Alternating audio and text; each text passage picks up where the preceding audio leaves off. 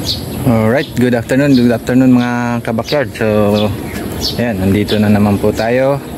Welcome back po dito sa ating munting channel. Ayan, mayroon po akong ipapakita sa inyo. Nandito po sa likuran ko. And i-share ko lang po ito sa inyo. Okay? Alright, ayan mga kabakyard. So, ito po, mayroon tayo ditong mini pond. Art pond po ito mga kabakyard.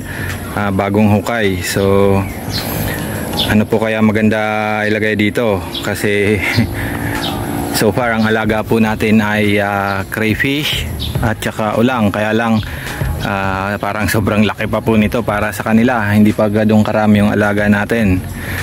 Kung sakaling crayfish naman po ang ilalagay natin dito ay ilan kaya ang kaya nito, ang holding capacity, wala po tayong idea mga ka-backyard. Pa-comment naman kung ano ang pinaka pwede ritong ilagay na aquatic animal. So pinag-iisipan ko po kung tilapia or hito ang ilagay natin mga ka-backyard. So ang source po ng tubig nito ay galing sa irrigation, national NIA or National Irrigation. And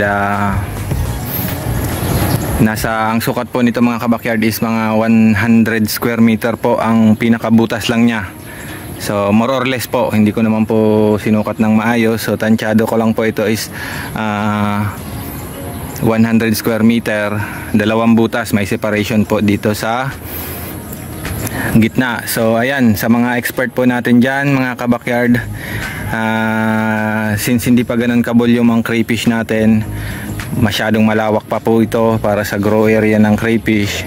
Baka soon pwede na, pero for the meantime, anong maganda kaya rito mga kabakyard ang pwede nating ilagay, yung hindi masyadong mataas ang maintenance, hindi rin malakas sa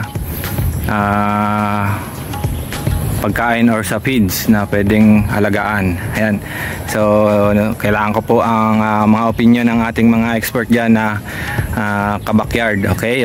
So comment na lang po dyan para makakuha tayo ng idea. So ayan po, ito po ay part pa nung lote na shinare ko nung isang araw na 2,000 square meter. Bale, nandun lang po yung part na yon, yung kinuhaan ko ng video. Ito naman po ay nasa bandang dulong part. Ayan. Okay, so yun lamang mga kabakyard. Maraming salamat sa mga kapag-share ng idea.